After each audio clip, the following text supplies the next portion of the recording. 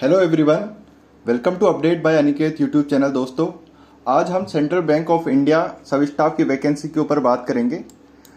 कम समय में सभी सब्जेक्ट्स की तैयारी कैसे करनी है। आपका एग्जाम अगस्त में होगा और अभी से सिर्फ 2 महीने हैं, तो 2 महीने के अंदर ऐसी कैसी तैयारी करें कि सभी सब्जेक्ट्स को अपन कवर भी कर ले और जो एग्जाम में आ सकता है कि ताकि अपना सिलेक्शन भी हो जाए, मतलब कि अच्छे से कैसे पढ़ना है। तो इसके लिए मैं आपको स्ट्रेटेजी के लिए एक वीडियो बनाया हूँ। उम्मीद है आप सभी ने फॉर्म भर ही दिए होंगे, नहीं भरे तो 27 जून तक ही ऑनलाइन फॉर्म भर सकते हो। आप टाइम पे भर देना या टाइम से पहले ही भर दो। और इस चैनल को सब्सक्राइब नहीं किया तो कर लीजिएगा। आपके लिए सीबीआई सब स्टाफ वैकेंसी के लिए सारी वीडियोस लाने वाला हूँ। प्रीवियस ईयर पेपर भी डिस्कस करेंगे अपन। चलिए शुरू करते हैं। अब मैंने पहले भी एक वीडियो बना चुका हूँ जिसके अंदर हमने एग्जाम पैटर्न और सिलेबस के बारे में डिस्कस किया था। फिर भी एक बार फिर से एग्जाम पैटर्न बता देता हूँ। इंग्लिश, अपने पास यहाँ पे 4 सब्जेक्ट रहेंगे mainly: English, general awareness, maths और रीजनिंग। इंग्लिश ओनली 10 मार्क्स की रहेगी आपके, और जनरल अवेयरनेस, मैथ्स, रीजनिंग ये तीनों सब्जेक्ट आपके 20 मार्क्स के रहने वाले हैं। टोटल टाइम आपको 90 मिनट्स का मिलेगा, 1.5 घंटे का टाइम, और टोटल मार्क्स 70 मार्क्स का होगा। इसमें से आपकी कट ऑफ बनेगी। ठीक है जी। उसके बाद अगर मैं बात करूं सिलेबस के लिए, तो सिलेबस के अंदर आपको इंग्लिश के अंदर कोई सी भी बुक लानी है जो कि है कॉम्पिटिटिव एग्जाम्स की होती है। अगर नहीं लाए हो अभी तक, कोई सी भी बुक नहीं है आपके पास इंग्लिश की, तो मैं प्रेफर करूंगा नीतू सिंह मैम की। नीतू सिंह मैम की जो बुक है उसके अंदर सभी ग्रामर के हर एक टॉपिक को डिटेल वाइज समझा रखा है, और इसके अंदर सभी ग्रामर के पोर्शन को अच्छे से समझाने के बाद सारे क्वेश्चंस है उसको आप सोल्व करोगे तो आपका कॉन्फिडेंस डेवलप होएगा और आप अच्छे से पेपर अटेम्प्ट कर सकेंगे। देखिए, इंग्लिश 2 तरीके की होती है। यहाँ पे एक होती है समझने वाली और एक होती है रटने वाली। अगर मैं समझने वाली की बात करूँ तो उसको बोलते हैं हम ग्रामर पोर्शन। तो जो ग्रामर पोर्शन होता है उसके अंदर रूल्स होते हैं, खूब सारे आपको रूल्स पढ़ने पड़ेंगे, फिर उसके बाद अप्लाई करने पड़ेंगे। और एक होती है इंग्लिश रटने वाली, और रटने वाली के अंदर होती है रीडिंग। आपको रीडिंग से ही आपकी इंग्लिश डेवलप होएगी। और उसके अंदर भी मैं रीडिंग की बात करूँ तो जैसे कि आपके सिलेबस में भी दे रखा है antonym, synonym, one word substitution और इडियम फ्रेजेज। तो ये तीनों आपको अच्छे से आने चाहिए। ये चीज मैं आपको शॉर्ट नोट प्रोवाइड करा दूंगा। आपको अच्छे से उसको रट जाना है क्योंकि ये रटने वाली चीज है। ठीक है। इसके बाद मैं बताऊं कि जीके वाले का पोर्शन क्या रहने वाला है। तो जीके के अंदर देखो, मैं नोट्स प्रोवाइड करा दूंगा। अगर आप बोलोगे तो टेलीग्राम पे आपको नोट्स प्रोवाइड करा दूंगा। बाकी अगर मैं जनरल अवेयरनेस की बात करूं तो बैंक रिलेटेड क्वेश्चन पूछे जाएगा, जैसे कि सेंट्रल बैंक ऑफ इंडिया, उसका गठन कब हुआ था, कब वो बना था बैंक, और भी आरबीआई बैंक। करेंसी के बारे में पूछ लेंगे कि करेंसी कौन सी है, करेंसी के पीछे नोट के पीछे कौन सी चीज बनी हुई है। तो करेंसी रिलेटेड क्वेश्चन पूछ सकते हैं, रेपो रेट पूछ सकते हैं। आपको पता होना चाहिए अगर आप बैंक के एग्जाम दे रहे हो तो रेपो रेट क्या होता है। देखो, आईबीपीएस बैंक के किसी भी एग्जाम में जीके या जनरल अवेयरनेस नहीं पूछता है, लेकिन इस सब स्टाफ के एग्जाम में पूछने वाला है। तो जनरल अवेयरनेस की क्लास एंड शॉर्ट नोट्स मैं प्रोवाइड करा दूंगा। मैंने अच्छे से एनालाइज कर रखा है। देखिए दोस्तों, एग्जाम स्ट्रेटेजी बताऊं तो आपको कोई भी पेड बेस लेने की जरूरत नहीं है। बहुत आसान पेपर आने वाला है। बस आपको आईबीपीएस के सारे प्रीवियस ईयर पेपर लगा के जाने, प्रीवियस ईयर जितने भी क्वेश्चन है सभी सब्जेक्ट्स के वो। इसके बाद अगर मैं मैथ की बात करूं तो मैथ में आपको ज्यादा से ज्यादा प्रैक्टिस करनी चाहिए। सबसे पहले आपको मैथ के अंदर मैं है ना यहाँ पे टोटल 7 टॉपिक के 7 चैप्टर्स के नाम यहाँ पे बता रहा हूँ।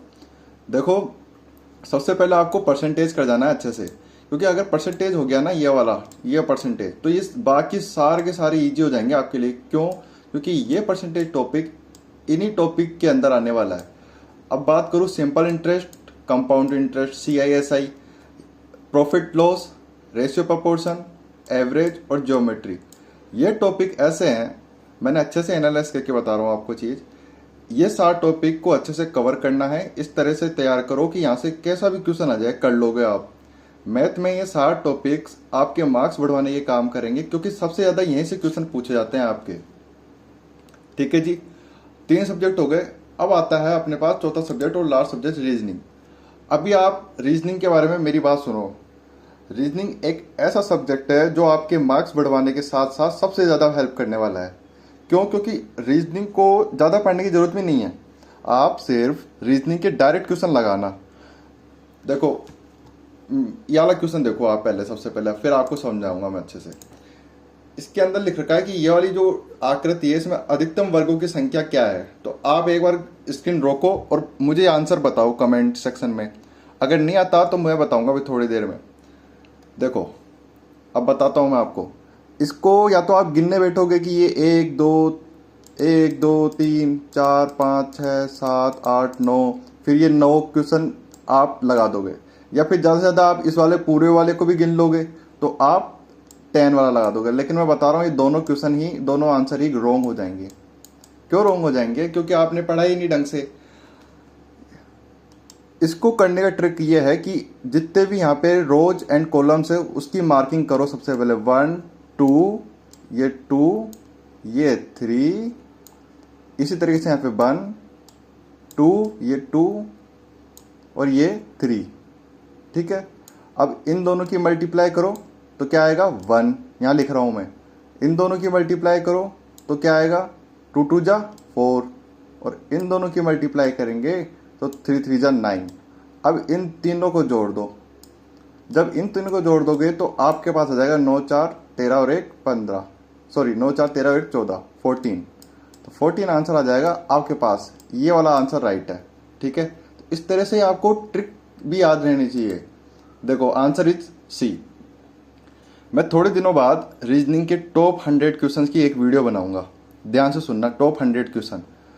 उससे बाहर रीजनिंग का कोई क्वेश्चन नहीं आएगा। सभी टॉपिक को कवर करूंगा और प्रीवियस ईयर क्वेश्चन बेस्ड ही बनाऊंगा, जितने भी IBPS जितने भी एग्जाम लिया है पिछली बार। तो आप मेरे चैनल को जरूर सब्सक्राइब कर लो ताकि आपको टाइम पे वीडियो मिल जाए और आप अच्छे से तैयारी कर सको। इसके बाद देखो, आपको पता होना चाहिए यहाँ पे ये नोटिफिकेशन में भी दे रखा था, जो कंडक्ट ऑफ ऑनलाइन एग्जामिनेशन है सेंट्रल बैंक ऑफ इंडिया का, वो जुलाई या अगस्त 2024 में जरूर होएगा। मैं कई एग्जाम क्लियर किया हूँ। ये एग्जाम 2 महीने बाद यानी अगस्त में जरूर होगा, क्योंकि IBPS एग्जाम कंडक्ट करा रहा है। वो बोल दिया यानी करवा के ही रहेगा, 100% है ये। तो आपको तैयारी में जुट जाना है। एग्जाम इजी होगा, जितना मैं कह रहा हूँ उतना कर लो बस। आप सबका 50% भी कोर्स पूरा हो जाए या 1 महीने बाद आपको मॉक टेस्ट भी लगाना है। क्या लगाना है? Mock test. और ये मॉक टेस्ट कहाँ से लगाना है, कहाँ से नहीं लगाना, इसके लिए मैं सेपरेट वीडियो बनाऊंगा। लेकिन जितना मैं अभी कर रहा हूं उतना करो पहले। नंबर क्यों कम आ रहे हैं और फिर आप उस गलती को इम्प्रूव करोगे मॉक के कारण। अब मॉक दोगे तो उसके बाद आपको ये फायदा मिलने वाला है। मान लो कि हमेशा ही आपके मैथ में नंबर कम आ रहे हैं तो आपको मैथ में ज़्यादा ध्यान देना चाहिए, इस तरह से, और कुछ नहीं। देखिए मैं टाइम पर वीडियो लाते रहूँगा, इस वैकेंसी पर वीडियो बनाते रहूँगा, आपको गाइड भी करता रहूँगा। ज़रूरत पड़ने पर आपको टेलीग्राम पर मेरे हैंड रिटन नोट्स भी प्रोवाइड करा दूंगा। तब तक आप मेरे चैनल को सब्सक्राइब कर लो, वीडियो को अपने दोस्तों में शेयर करो और लाइक भी करना। थैंक यू, फिर मिलेंगे। जय हिंद।